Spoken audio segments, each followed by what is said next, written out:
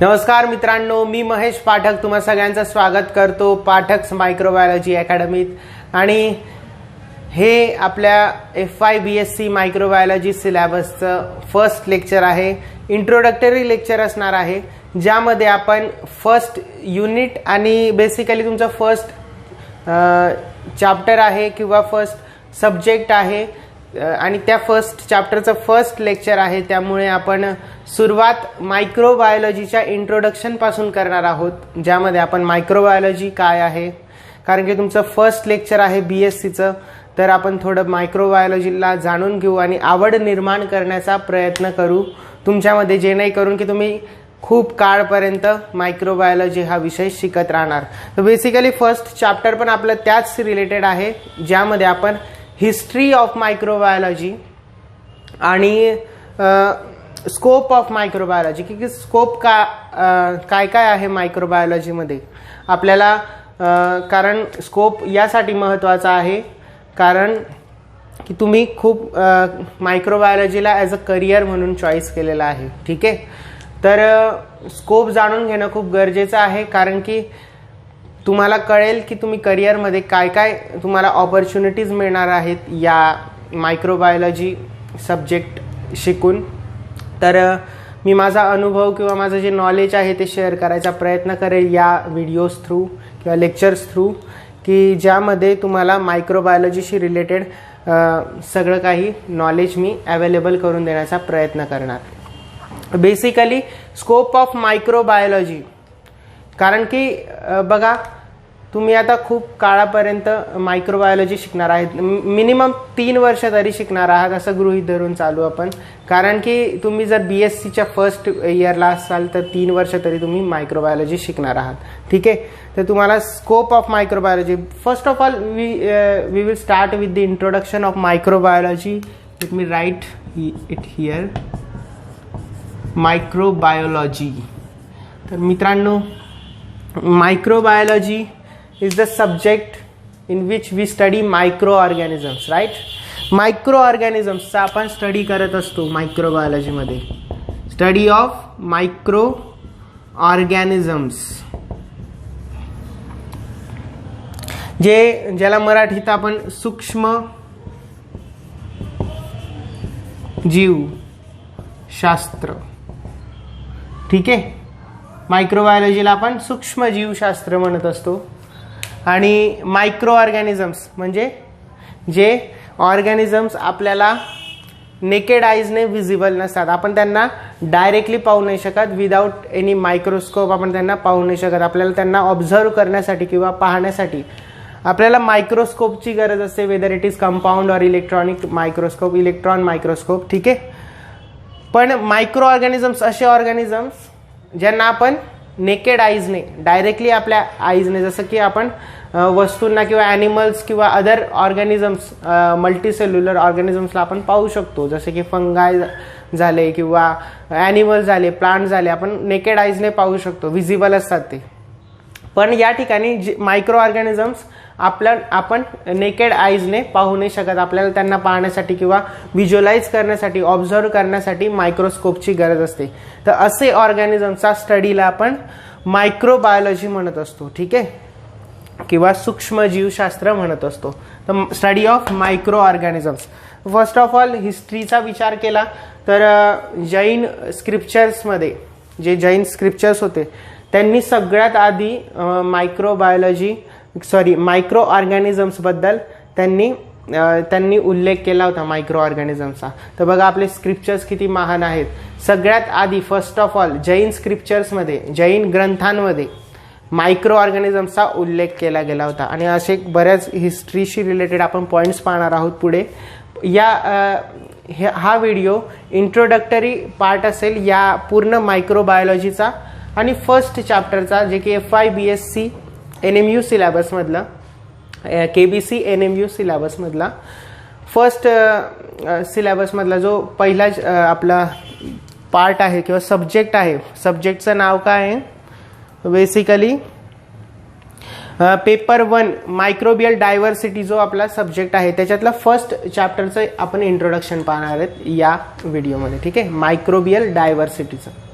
ठीक आहे, तर बेसिकली बघा त्यामध्ये आपण फर्स्ट चॅप्टर आहे ज्याच्यात history and scope of microbiology बघायचं आहे आपल्याला. त्यामध्ये बऱ्याचशा थेअरीज मायक्रोबायोलॉजीशी रिलेटेड, बायोलॉजीचा उदय कसा झाला, start of microbiology from the beginning आपण पाहणार आहोत मायक्रोबायोलॉजीच्या, आणि काय काय थेअरीज आणि कोणते कोणते सायंटिस्ट आणि त्यांचं कॉन्ट्रीब्युशन्स आपण या चॅप्टरमध्ये स्टडी करणार आहोत. ठीक आहे. या ठिकाणी बघा हे होतं मायक्रोबायोलॉजीबद्दल. त्याच्या स्कोपबद्दल आपण पाहणार आहोत की मायक्रोबायोलॉजीला कोणत्या कोणत्या फील्ड्समध्ये स्कोप आहेत. जसं की मायक्रोबायोलॉजीचा खूप सारा यूज आहे इंडस्ट्रीजमध्ये. ठीक आहे. तर वेगवेगळ्या इंडस्ट्रीज जसा की फूड इंडस्ट्री आहे ज्यामध्ये फूड अँड बिव्हरेजेस, ठीक आहे, ज्याही काही ड्रिंक्स असतील, अल्कोहोलिक ड्रिंक असतील किंवा अदर ड्रिंक्स असतील, कोल्ड ड्रिंक्स असतील किंवा फूड इंडस्ट्री असेल किंवा बिव्हरेजेस अल्कोहोलिक इंडस्ट्रीज असतील, त्यामध्ये मायक्रोबायोलॉजिस्ट वर्क करतात आणि मायक्रोबायोलॉजीचा खूप महत्त्वाचा रोल असतो फूड इंडस्ट्रीमध्ये किंवा अल्कोहोल इंडस्ट्रीमध्ये, ज्यामध्ये वाईन, बियर किंवा अल्कोहोलिक बिव्हरेजेस जेही काही असतील ते त्यांचं प्रोडक्शनचं काम या फूड अँड बिव्हरेजेस इंडस्ट्रीजमध्ये केलं जातं. तर त्यामध्ये मायक्रोबायोलॉजिस्टचा खूप मोठा रोल आहे. तर स्कोप ऑफ मायक्रोबायोलॉजीचा विचार केला आपण तर त्यामध्ये आपल्याला food industries and alcoholic industries are the major we can say major sites where microbiologist can work. मायक्रोबायोलॉजिस्टचं काम काय असतं, QC आणि QA डिपार्टमेंटमध्ये मायक्रोबायोलॉजिस्ट वर्क करत असतात फूड इंडस्ट्रीच्या. QC अँड QA याबद्दल तुम्ही डिटेलमध्ये पुढे स्टडी करणारच आहात. आय थिंक SYTY मध्ये आहे QC, आय थिंक FY मध्ये पण थोडंसं इंट्रोडक्टरी पार्ट आहे. तर QC for quality control and quality assurance. तर प्रोडक्ट जो इंडस्ट्रीत प्रोडक्ट तयार होतोय, कोणती इंडस्ट्री असू द्या, फूड, फार्मा, अल्कोहोलिक और अदर इंडस्ट्रीज असू द्या, त्यामध्ये जो प्रोडक्ट तयार होतोय तो प्रोडक्टची क्वालिटी चेक करणं, quality control and quality assurance. Quality check करणं तयार होताना किंवा प्रोडक्ट तयार झाल्यानंतर त्याच्या क्वालिटीची ॲश्युरन्स देणं, ॲश्युरिटी देणं, हे दोन कामं मायक्रोबायोलॉजिस्टचे असतात. मायक्रोबायोलॉजिस्ट ते प्रोडक्ट्सला टेस्ट करतो, त्याच्यावर व्हेरियस टेस्ट होतात, toxicity test, MS test, whether sterility test होतात किंवा कंटॅमिनेशन आहे की नाही त्या प्रोडक्टमध्ये, तो प्रोडक्ट किती प्युअर आहे, या सगळ्या गोष्टींची टेस्ट केली जाते आणि त्या प्रोडक्टची ॲश्युरिटी दिली जाते की प्रोडक्ट किती, त्या प्रोडक्टची क्वालिटी किती चांगली आहे हे सांगितलं जातं आणि तो प्रोडक्ट कस्टमर्ससाठी किती योग्य आहे कन्झ्युम करण्यासाठी. ठीक आहे. तर या सगळ्या टेस्ट किंवा हे क्वालिटी कंट्रोल डिपार्टमेंट आणि क्वालिटी ॲश्युरन्स डिपार्टमेंटमध्ये मायक्रोबायोलॉजिस्ट वर्क करत असतात बेसिकली. ठीक आहे. कोणत्या कोणत्या इंडस्ट्रीत, जसं की फूड इंडस्ट्री झाली, नंतर फार्मा इंडस्ट्री, फार्मास्युटिकल इंडस्ट्रीजमध्ये सुद्धा with some pharmacist, microbiologist are also there in pharmaceutical industries. ठीक आहे. फार्मास्युटिकल इंडस्ट्रीजमध्ये पण QC QA डिपार्टमेंटमध्ये जो फार्मास्युटिकल प्रोडक्ट आहे, ज्या मेडिसिन्स आहेत किंवा वॅक्सिन्स आहेत, त्या वॅक्सिन्स किंवा मेडिसिन्सची क्वालिटी चेक करण्याचं काम, quality control and quality assurance दोन्ही डिपार्टमेंटमध्ये मायक्रोबायोलॉजिस्ट वर्क करत असतात. तर व्हेरियस इंडस्ट्रीजमध्ये जसं की फूड अँड बिव्हरेजेस, फार्मा इंडस्ट्रीमध्ये, त्यानंतर अजून व्हेरियस इंडस्ट्रीमध्ये जसं की डेअरी इंडस्ट्रीज. ठीक आहे. डेअरी इंडस्ट्रीज ज्यामध्ये मिल्क प्रोडक्ट्स जसं की कर्ड असेल किंवा अदर मिल्क प्रोडक्ट्स असतील, ते प्रोडक्ट ज्या ठिकाणी बनवले जातात त्या डेअरी इंडस्ट्रीजमध्ये सुद्धा मायक्रोबायोलॉजिस्ट QC आणि QA डिपार्टमेंटमध्ये काम करत असतात. ठीक आहे. कारण की या सगळ्या इंडस्ट्रीज बघा ज्यामध्ये मायक्रोबायोलॉजिस्टचा वास्टली यूज होत असतो. जसं की आपल्याला माहिती की बियर, वाईन ज्या आहेत त्या जसं की यीस्ट सॅक्रोमायसिस सेरेवेसी पासून बनवल्या जातात. तर त्यामध्ये मायक्रो ऑर्गॅनिझमचा वापर होतोय. तर मायक्रो ऑर्गॅनिझमचा ज्या ठिकाणी वापर होतोय तर मायक्रोबायोलॉजिस्ट पण लागतील आपल्याला तिथे, की ते त्या प्रोडक्टचं सिंथेसिस व्यवस्थित होत आहे की नाही, प्रोडक्शन व्यवस्थित होत आहे की नाही ते चेक करतील. आणि त्यासाठी आपल्याला मायक्रोबायोलॉजिस्ट त्या ठिकाणी लागणार आहेत.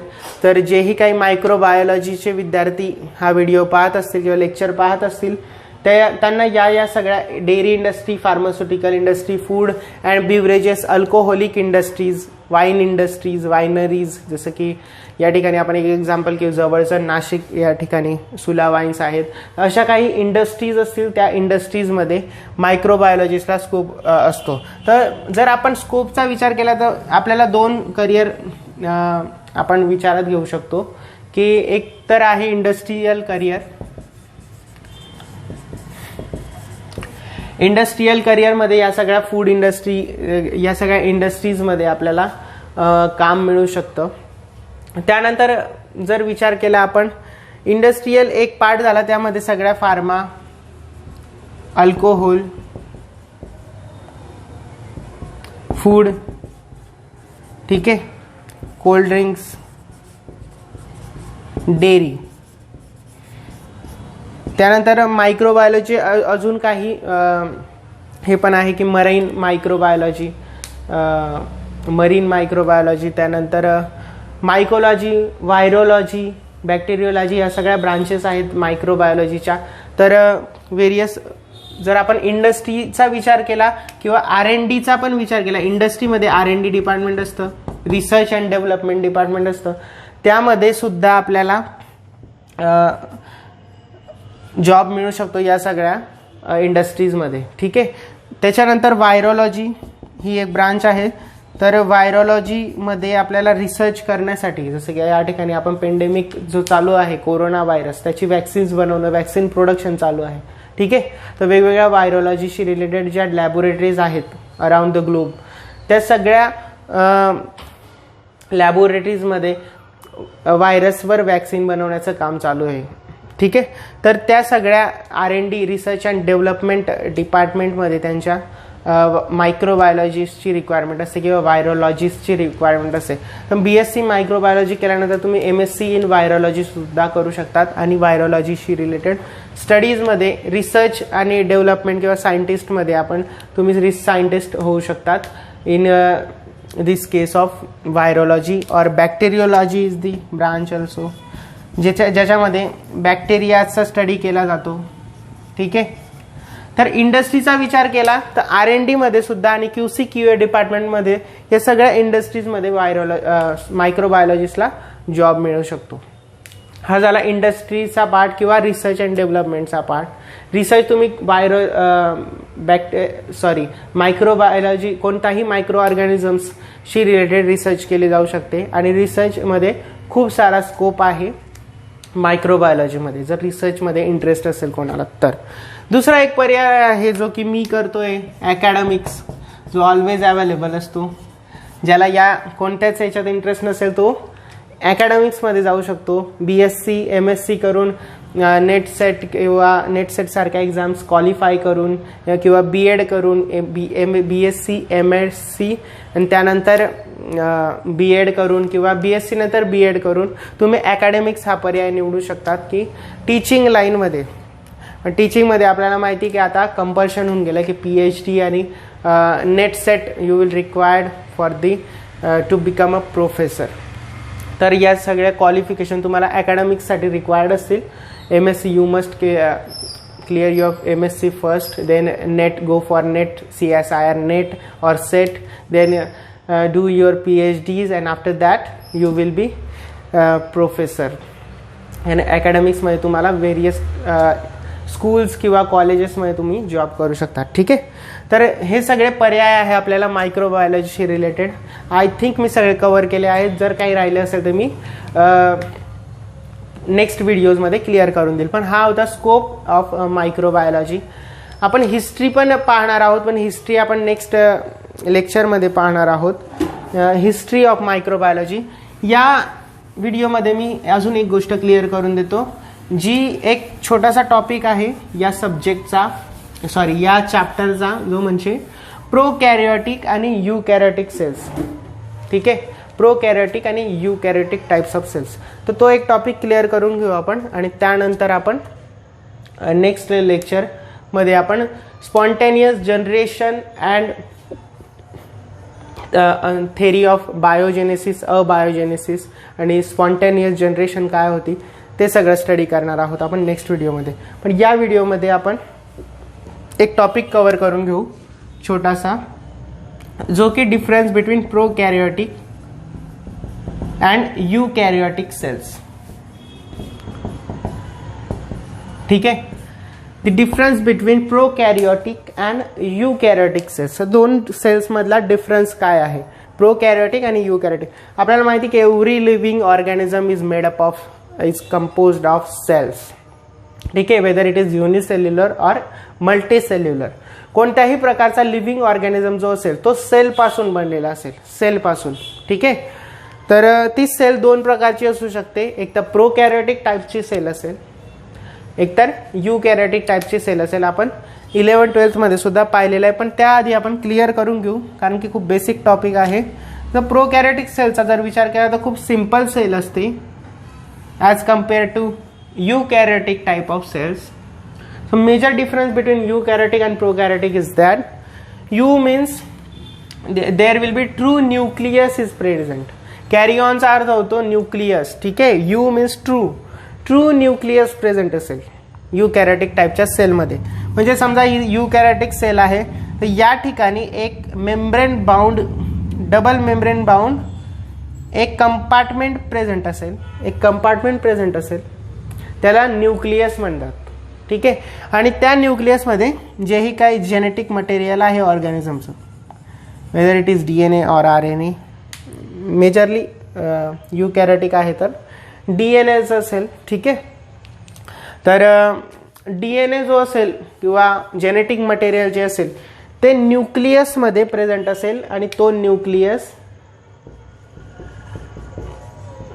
मेम्ब्रेन बाउंड ऑर्गॅनल आहे. सेल ऑर्गॅनल्स आपण शिकलोय, सेलमध्ये जे की सेलमध्ये जेही ऑर्गॅनल्स प्रेझेंट असतात, जेही फंक्शनल ऑर्गन्स म्हणू शकतो आपण, सेलचे ऑर्गन्स जे की रायबोझोम्स झाले किंवा बरेचसे ऑर्गॅनल्स प्रेझेंट असतात, जसं की एंडोप्लाझ्मिक रेटिक्युलम, गोल्जी ॲपॅरेटस. ठीक आहे, प्लास्टिड्स असतील, प्लाझमिड्स असतील. प्लाझमिड एक क्रोमोझोमल, एक्स्ट्रा क्रोमोझोमल DNA पण प्रेझेंट असतो. तर बरेचसे सेल ऑर्गॅनल्स प्रेझेंट असतात, ज्याही गोष्टी प्रेझेंट असतात फंक्शनल ऑर्गन्स, त्यांना आपण सेल ऑर्गॅनल्स म्हणत असतो. आणि या ठिकाणी जो न्यूक्लियस आहे त्यामध्ये जेनेटिक मटेरियल प्रेझेंट असेल in case of eukaryotic types of cell. And there will be so many complex cell organelles, membrane bound cell organelles. Membrane bound म्हणजे खूप सारे मेम्ब्रेन बाउंड, जसं की या ठिकाणी प्रेझेंट असेल एंडोप्लाझ्मिक रेटिक्युलम, अशा प्रकारे प्रेझेंट असेल. त्यानंतर गोल्जी ॲपॅरेटस प्रेझेंट असतील.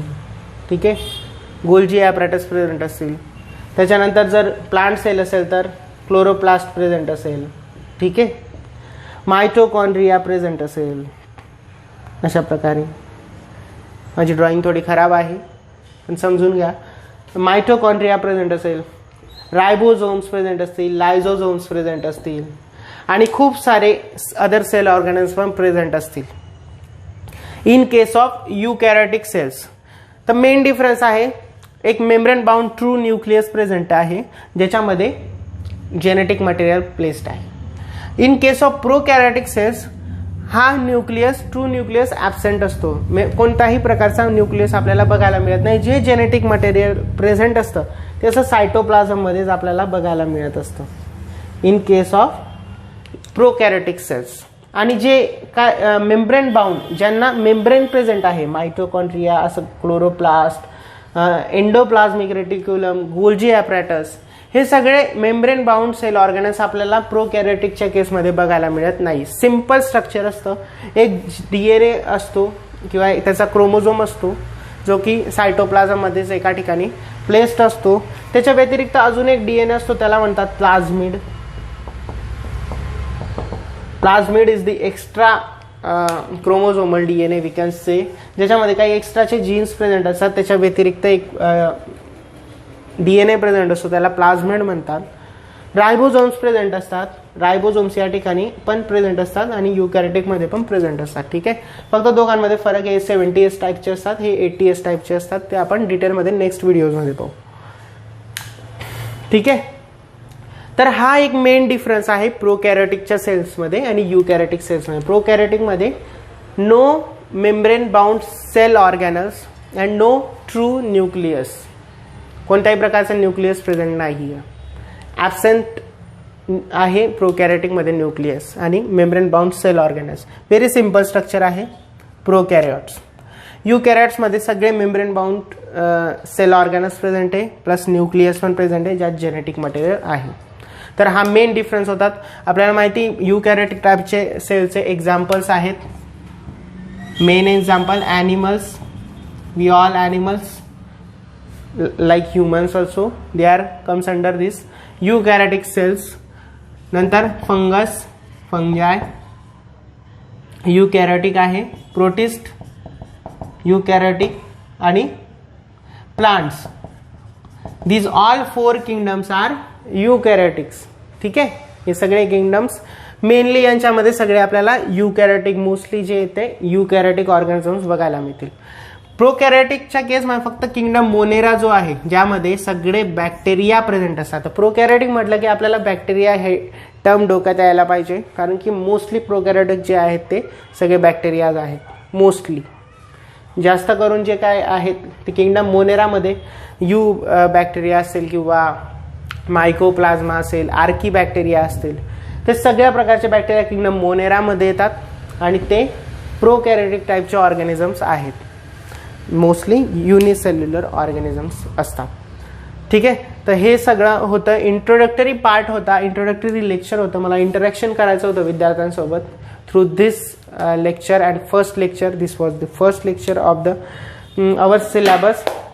मला थोडंसं इंटरॅक्शन करायचं होतं, त्यामुळे आपण सगळे टॉपिक्स कव्हर करण्याचा प्रयत्न केला, ज्यामध्ये इंट्रोडक्शन, हिस्ट्री आपण नेक्स्ट लेक्चरमध्ये पाहणार आहोत. History of microbiology, microbiology history, की पहिला मायक्रो ऑर्गॅनिझम्स कोणी पाहिला, पहिला मायक्रोस्कोप कोणी डेव्हलप केला, थेरीज काय काय मांडल्या गेल्या, spontaneous generation theory, theory of biogenesis, abiogenesis काय आहे, दोघांमध्ये काय डिबेट चालल्या, सायंटिस्टचा काय काय रोल होता, कोणत्या कोणत्या साली कोणता कोणता शोध लागला गेला, या सगळ्या गोष्टी आपण नेक्स्ट व्हिडिओ आणि नेक्स्ट लेक्चर्समध्ये स्टडी करणार आहोत. एवढं इनफ होतं, आय थिंक एवढं सगळं इनफ होतं तुमच्यासाठी आजसाठी. पण आपण येत्या काही व्हिडिओजमध्ये अजून डिटेलमध्ये काही स्कोपशी रिलेटेड असेल मायक्रोबायोलॉजीच्या, तर तसे व्हिडिओज बनवायचा प्रयत्न करू. आय होप तुम्हाला लेक्चर आवडलं असेल तर शेअर करा. KBC NMU मधल्या सगळ्या विद्यार्थ्यांपर्यंत हा व्हिडिओज पोहोचवण्यासाठी माझी मदत करा. आणि जर पुणे युनिव्हर्सिटीचे किंवा अदर युनिव्हर्सिटीजचे, महाराष्ट्रातल्या अदर युनिव्हर्सिटीचे विद्यार्थी असेल, त्यांना पण सिमिलरच टॉपिक्स आहेत, सिमिलरच त्यांचा सिलेबस आहे, काही बदल आहे तेही मी व्हिडिओज बनवण्याचा प्रयत्न करेन. पण शेअर करा मायक्रोबायोलॉजीच्या विद्यार्थ्यांसोबत माझा हा व्हिडिओ लेक्चर्स. आणि असेच व्हिडिओ लेक्चर्स येणार आहेत, ज्यामध्ये first year, second year and third year microbiology आणि MSc मायक्रोबायोलॉजीचे सुद्धा लेक्चर्स येत्या काही काळात आपल्या चॅनलवर अपलोड होणार आहेत. तर धन्यवाद. तुम्ही लेक्चर आतापर्यंत ऐकलं असेल तर thank you so much. And please share this video to your friends.